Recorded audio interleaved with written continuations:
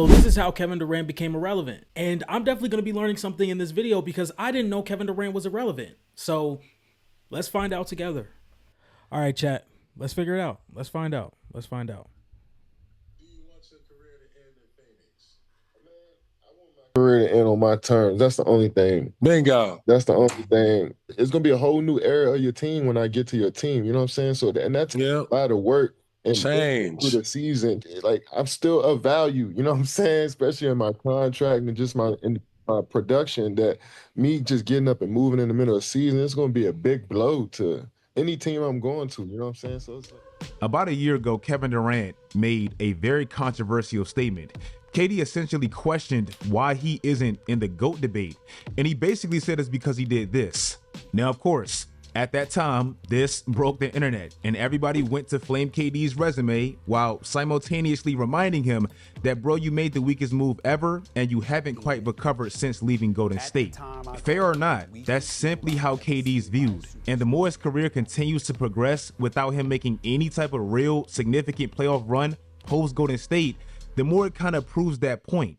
Kevin Durant's career is just aging very weird. It always feels like he's somehow right back on the market without his previous team having any type of real results. Kevin Durant's early stage of his career, never really seen him not play winning, significant, relevant basketball. Okay, so to start out with this video, I do want to say one thing in regards of Kevin Durant. For the people who are still looking for Kevin Durant to win some type of championship as the guy and just go on some type of championship run to kind of, reclaim his legacy, or if I'm finding the wrong words for it. I just don't think that's going to happen. Like, I don't think Kevin Durant can win in a situation where he's building a team from the ground up. I mean, this is a guy that's 37 years old. So if he wants to go win, he's going to have to go to a team that already has a championship level culture. So when we're looking at the things he did in Golden State, he was phenomenal in those playoff runs. Kevin Durant is going to be one of the greatest scorers of all time. Kevin Durant has gotten better as a defender as he's aged. He's been one of the best defenders, if not the best defender for the Phoenix Suns over these past few seasons. I just don't understand where people have this gripe with Kevin Durant because something that doesn't have to necessarily do with his play on the floor. Like, do I think Kevin Durant's in the GOAT conversation? No, I truly don't think he's in the GOAT conversation, but I only think there's two people in the GOAT conversation. So I think there are people who are better than Kevin Durant who aren't touching the GOAT conversation. For example, Kobe Bryant, Tim Duncan, Hakeem Olajuwon, Shaquille O'Neal. Those guys aren't in the GOAT conversation for me. So I don't think Kevin Durant's in the GOAT conversation. I don't think if he would have won with Brooklyn, he'd be in the GOAT conversation. I don't think if he won with OKC, he'd be in the GOAT conversation. But I think as a basketball fandom, I think we let his decision to go to Golden State weigh in too much on how we analyze Kevin Durant as a basketball player. Kevin Durant is still going to be one of the greatest scorers of all time. Like, I can make the argument that he's the greatest scorer of all time. We have truly never seen, before Kevin Durant, a 7-footer that could put the ball on the floor like he does, a shooter like him, an off-ball player like him, a transition player like him. And in his peak years as a scorer, the way he was able to put pressure on the rim, the way he was able to hit shots, how good he was in the clutch, we can't forget how good of a player Kevin Durant is because of a decision he made to play with other players. He felt as though that was the best thing he could have done to go win a championship, and it's time to let it go. It's time to let it go. It was 7, 8 years ago. 7, 8 years ago. It's time to let it go. It's time to let it go. That was just not a thing. He was always in the big games. Bro, if you look at KD from the time he was a rookie all the way up into his last year in Golden State, only LeBron played more conference finals games than KD. That's how many times he was in the big games. Literally since leaving Golden State, he hasn't played in one conference final since. I don't even really want to beat this dead horse because I know it's not all Kevin Durant's. And then we forget, like, he was 1 inch away from winning a championship. Like, if they beat Milwaukee, they beat Atlanta, and they beat Phoenix. Like, hold on, bro. Hold on, because since Kevin Durant left Golden State, he's averaging 30 points per game on 8 rebounds and 5 assists on about 49% from the field, 37% from 3, and he's shooting like 9 free throws a game. Like, am I missing something? Like, Kevin Durant still shows up, and if we look, let's see, first year with Brooklyn, foot on the line, they go to the finals. If he was a step back, Brooklyn in the fourth game, they just lost to the better team. Now, I understand you definitely don't want to get swept in that scenario. They just lost to the better team, in my opinion. In Phoenix, in the 11-game stretch where they beat the Clippers and then they lose to Denver, Denver just had the better team, in my opinion. And then when they get swept against Minnesota, I don't want to make any excuses for him, but then again, Bradley Beal and Devin Booker were pretty underwhelming, and that team just wasn't good enough. I just think people are giving Kevin Durant too much heat, in my opinion. Like, I think that we need to let this go. These two championships were like 7-8 years ago. Like, it's, in my opinion, it's just time to let it go. It's time to let it go, man. He did what he did, and it's not like they just had some boring ass 10-year run of winning championships. They won the championship twice. He was there for 3 years. He was there for 3 years. Like, okay, let it go. Because even when he was in Golden State, it was some of the best basketball we've watched as fans. It's some of the best basketball we've watched as fans. If you go back and just be completely unbiased and go back and watch the Golden State Warriors play basketball, it's some of the best basketball we've ever seen. Even in some of the series, like let's look at the 7-game series against Houston. That was fantastic basketball back in the 2018 Western Conference Finals. That's phenomenal basketball. So I'm really lost because at the time, yes, I hated it. I hated the move at the time, yes. But it's like I've grown as a basketball fan to appreciate the fact that we got this level of talent that all works together on one team. And it's like, he got his 2 rings. Great. It's not hurting anybody. Nobody's saying, oh, Kevin Durant beat LeBron 3 times. Was it 3 times? It was twice. They played 3 times in the finals. Kevin Durant's beat LeBron twice. Nobody's like, KD's better than LeBron because of that. Nobody's making outlandish arguments about it anymore. You know, I don't necessarily agree with it, but it is what it is. Let's get back to the video. But obviously what makes this a little bit worse is Golden State's instant success post KD. The moment they got right back whole, they immediately won an NBA championship. And again, in this span, KD is yet to make 1 conference finals and he's 2-4 in playoff series. I get it. This Phoenix team sucks ass. They have a new owner that seems quick to pull the dumbest triggers. Their team is very poorly constructed. They have some of the worst contracts in sports. They have a player that's on a no trade clause that feels like it should be illegal. I get it. But I just seen them lose to the Lakers, and a team with Bradley Beal, Devin Booker, and Kevin Durant feels extremely lifeless. Yo, question. Who has KD made better? Oh, Damn, we going there on Thursday. shit. Huh? What? Thursday. Oh. No, I'm asking. He try to have a conversation. You know, bro, when black people's feet are crossed like that, they're about to have an uncomfortable conversation. Look at how he delivers it. Look at how he delivers it. Feels extremely lifeless. Yo, question. Who? Look at his face. Look at his face, bro. He know he about to ruffle some feathers, bro. Look at his face. Who has KD made better? Damn, we going there on Thursday. Huh? Thursday. Look. These niggas had to sit up. They like, oh shit. You know what? Let me get a bottle of water real quick. It's a conversation that needs to be had. No, I'm asking because no, this is his team, right? So this is his team. So he's definitely Is it his team though, or is it Booker's team? The knock It's on KD's KD's team. career has always been that he's not really a leader, a natural born leader. This is something that he actually admitted at some point, and then he kind of tried to walk it back a little bit. But I'm sorry, these 2 teams post Golden State feels like crystal clear evidence of this very narrative that always surrounded KD's career. For some reason, despite KD always having these all-worldly numbers, and he still has them to this day, his team inevitably becomes this circus. Russell Westbrook never really had the skill set to be a one on a championship team, but he definitely has the persona of a leader. To me, this is why Russ was always able to raise the floor of bad teams with not the best rosters. James Harden, even though he hasn't always been the most professional, he has proven that he can lead teams, and even to some extent this year. I value making teammates. I promise you, if this whole video goes by without talking about anything basketball related, because so far I've heard GOAT conversation, I've heard leader, and what was the other part? Golden State winning without him. I haven't heard anything basketball related, and we're almost halfway through the video. And James Harden most definitely does that.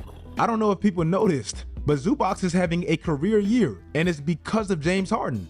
Meanwhile, when I look at Phoenix, and I'm not even blaming KD because I understand it's not all his fault, but I'm seeing them crash out on Mason Plumlee time after time after time, and it's deservingly so. I'm seeing them crash out on Mike Budenholzer time after time after time. I'm seeing KD oddly in incident after incident after incident, and it just looks like he's finally seeing life as a true leader. In Golden State, this was Draymond that did all of this and really did.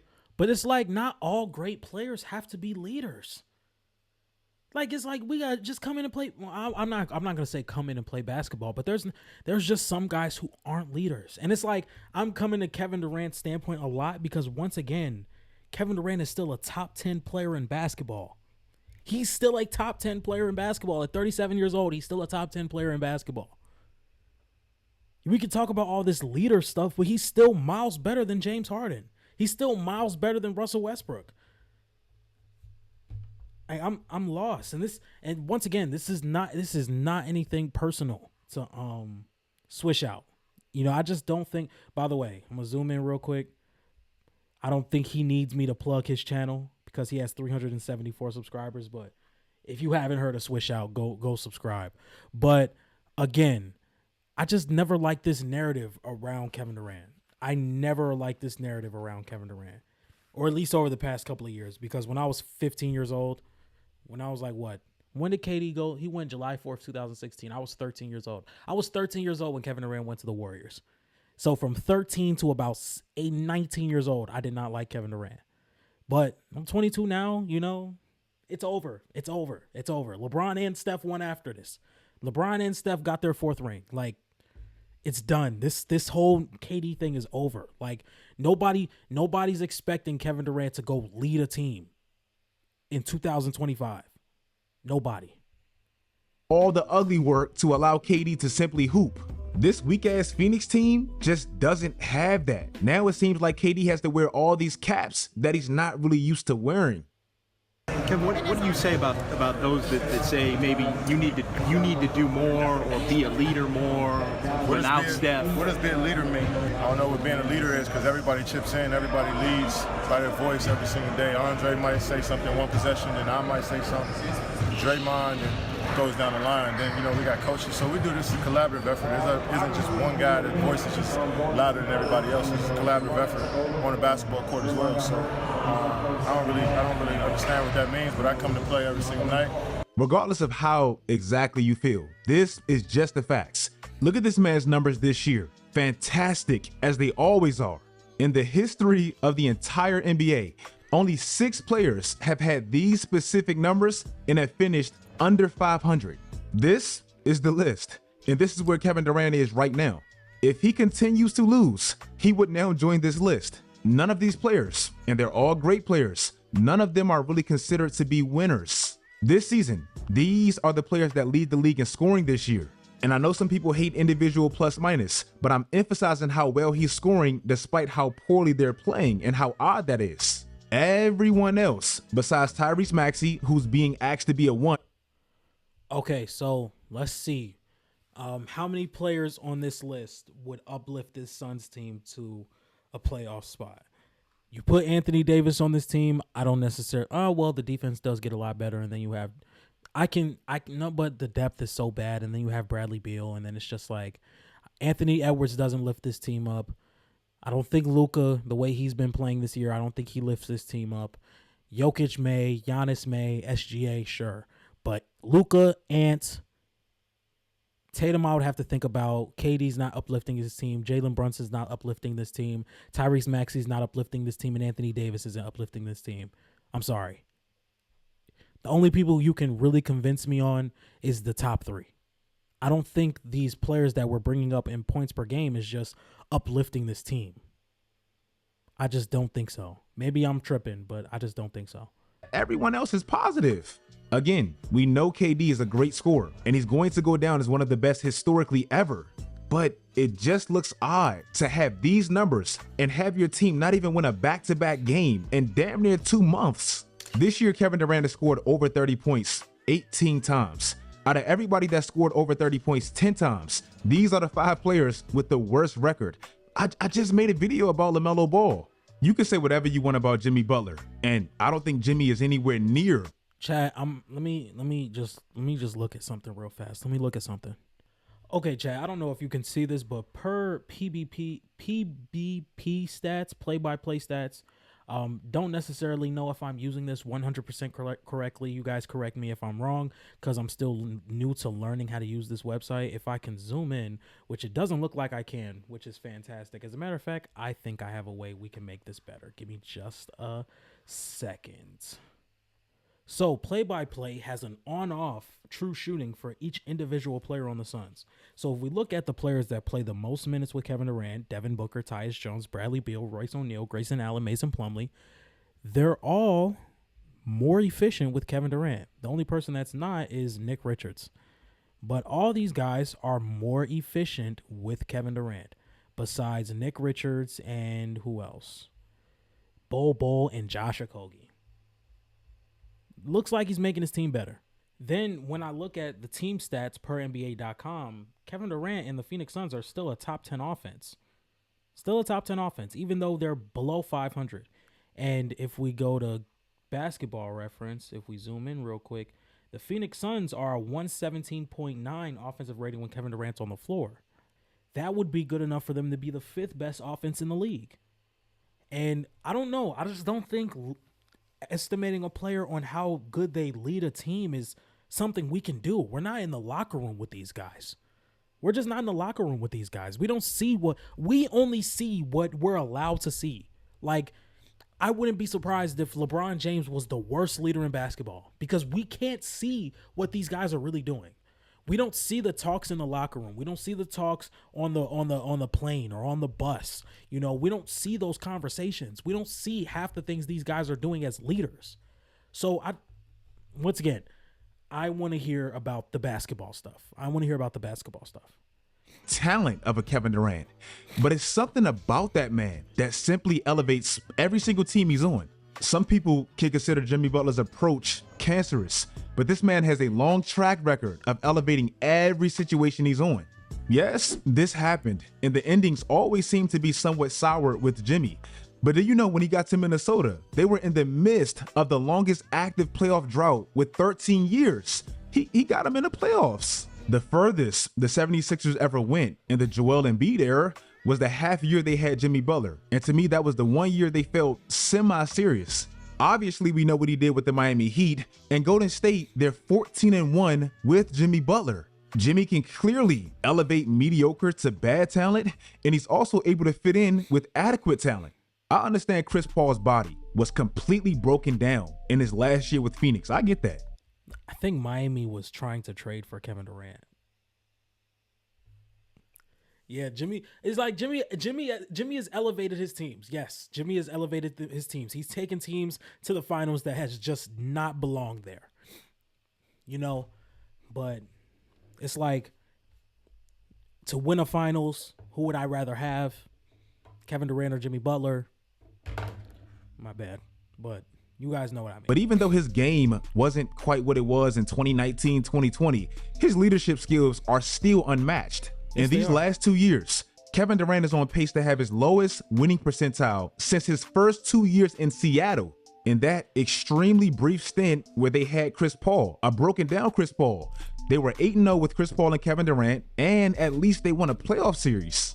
Kevin Durant, since leaving Golden State, he's had 5 different head coaches, and for whatever reason, nothing just works. I'm sorry. I'm sorry. Having a different head coach is not Kevin Durant's fault. It's not Kevin Durant's fault. It's not Kevin Durant's fault. Improving. This man has to be in a stable spot that simply allows him to hoop, because otherwise it turns up looking like this. If you guys like this video, let me know in the comment section. All right, ladies and gentlemen, let me know what you think in the comment section. Is Kevin Durant irrelevant? Do you guys think that leadership stuff that was talked about in this video is truly valuable? And how do you guys rate Kevin Durant as a leader? If you guys like this type of content, please be sure to like, comment, and subscribe. And if you guys like Swish Out's content, make sure you go subscribe to his channel as well. He makes great content over there. Anyway, I will see you guys tomorrow. Peace.